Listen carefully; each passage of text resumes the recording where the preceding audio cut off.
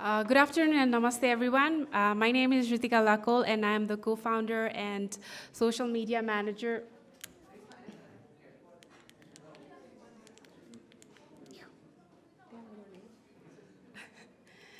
Social media manager for Jamarko. I work remotely for Jamarko mainly because I have a full-time job abroad, and because of the modern technology, I have the option to work remotely from anywhere, from any part of the world. But one of the biggest reason I work for Jamarko is because I love working for Jamarko. I believe in what it does, and I want to be a part of it. Um, I want to be a part of it. So I take out time to be engaged with it and do all the social media work that I can do sitting anywhere in the world. I get a deep sense of satisfaction when I work for Jamarko because I really believe in it, and I feel like if you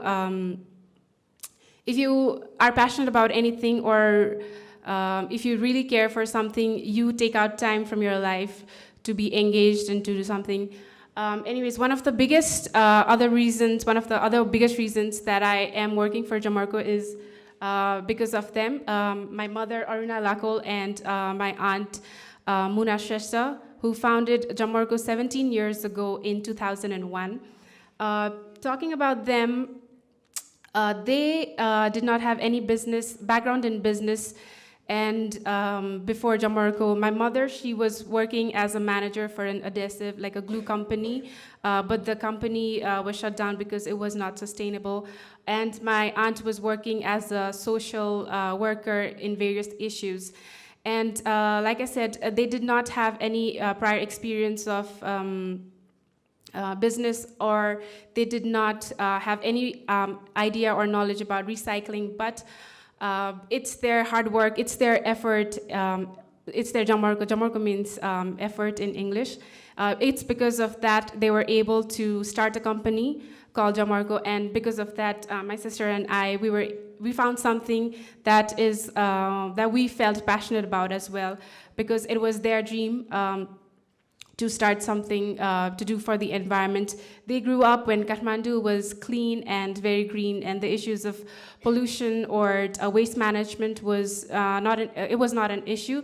But once they started noticing these issues, they decided to do something.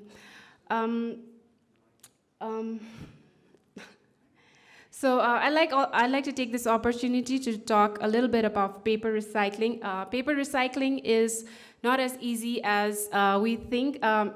It takes a lot of effort, and so much goes into it, from paper waste collection. You need to go to the houses or like contact people who are interested to donate waste paper. And you have to sort all the papers. Like you have to like manually separate the pins from the paper and see which paper are good to be recycled and which cannot be recycled. And then there's like, you have to shred the paper manually, and you cannot use the paper that's been shredded with a machine because like you lose the fibers. So there's a lot of work that goes into it, like pulp making. You need to soak the papers for a lot of hours, paper drying, calendaring, and final paper. And the final paper, the sheet of paper that you get from all this process is not the final product, but just one step of the final product, which are these beautiful, no. Beautiful paper products like the notebooks, the lampshades, the upcycle paper bags, and all. So I recently had a conversation with my friend. We were at a restaurant, and we were talking about the price we pay for food at a restaurant. And we were saying that the price we really pay for the food is not just for the food. If we were to pay for the food, we would maybe like pay 5 or 10 times less than what it actually is. We pay the price at a restaurant for the food, not just for the food, but for the service of the chef, the servers, the managers, the employees, like the entire restaurant. So I'm mentioning this because whenever people come to our store, we always get asked, like, why is the cost of your product so expensive? It is recycled paper products. It's made out of waste, but why is it so expensive? The same principle of the price of the food of the restaurant you can apply to these products, because they are made with so much effort and so much hard work, and that you really need to see what goes behind the scenes of like how much effort you need to put into creating these products. And these are the people who really work really hard to make the paper products. And some of them have been with a part of Jamarko since it started. That's Panu Didi, and she has been with us for 15 years. And that's how we build our, like we treat all the staff as a part of our family member, and they are happy to be working with us. For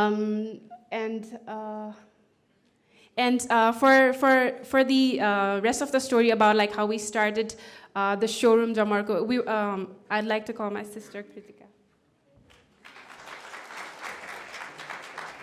So thank you, Ritica. I'm Kritica, her elder sister. So we started to work for Jamarko when we opened a showroom in Jamsi Hill. That was like 7 years back.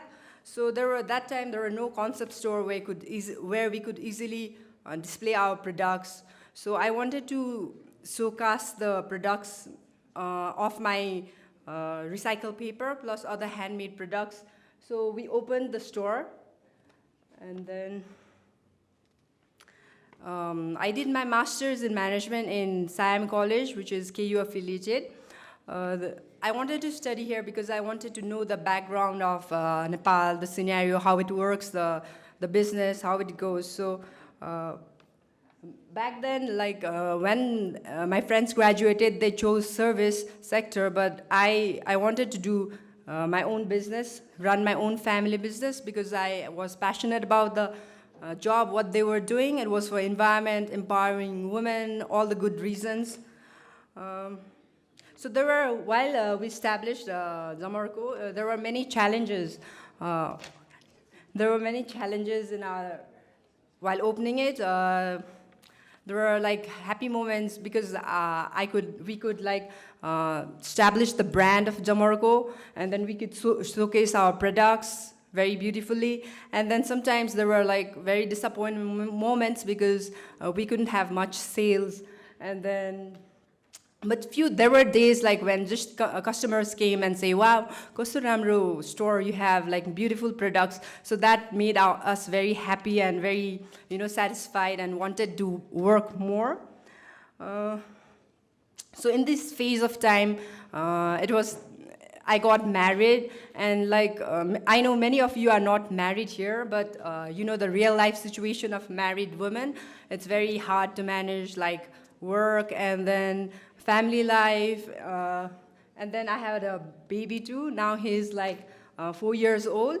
So now he is into kindergarten. So now I can solely, I could 100% give my work to Jamarko. And I was back to work. I was like very happy. I could give my heart and soul, and then I could do like what I wanted to do before. So I was very happy at the time. But then there was like massive competition in the handicraft business. So it was very hard to, to grow the business. And then I had to revamp the business because it was like in a declining phase. I had to learn from my mothers from very scratch, from production to distribution, marketing, sales, finance, everything I had to relearn from them. They had their own conventional theories while doing their works, whereas I wanted to use the different concept of business in our business, which was really challenging because the concept, the phase of transition is very hard because they had been doing the business, and at once I come and then we change the business model. It's not like it's very tough. So the strength is my perseverance towards the work, which made me work for Jamarko, because it was to work with them still now, I'm still learning from them. It's very hard because, the traditional style, and then mine was like, because I learned a different concept in my master's degree, I wanted to, use it every time I wanted to do the business. But so it was like, and then I think like a true entrepreneur is the one who can success in such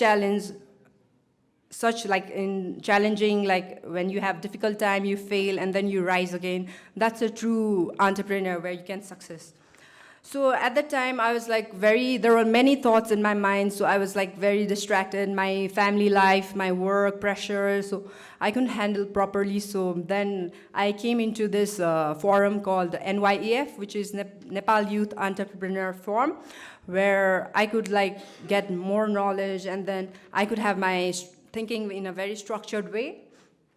You know that ignorance is bliss, so you need to learn more knowledge to keep yourself updated. You should never be, shy to ask questions which you don't know. So this is my store. You can come and visit. It's in Jamsikil. What else? You should not like wait for opportunities come. If you have any idea, you need to create it, and then you need to have a lot of homework. Like entrepreneur is just one word, but the whole entrepreneur is like there are more than like 50 meanings which have entrepreneur word. You need to do business plan, you need to have like finance, marketing, everything. Like there are many things which comes in your way, so you need to handle everything, which is, I tell you, very tough work.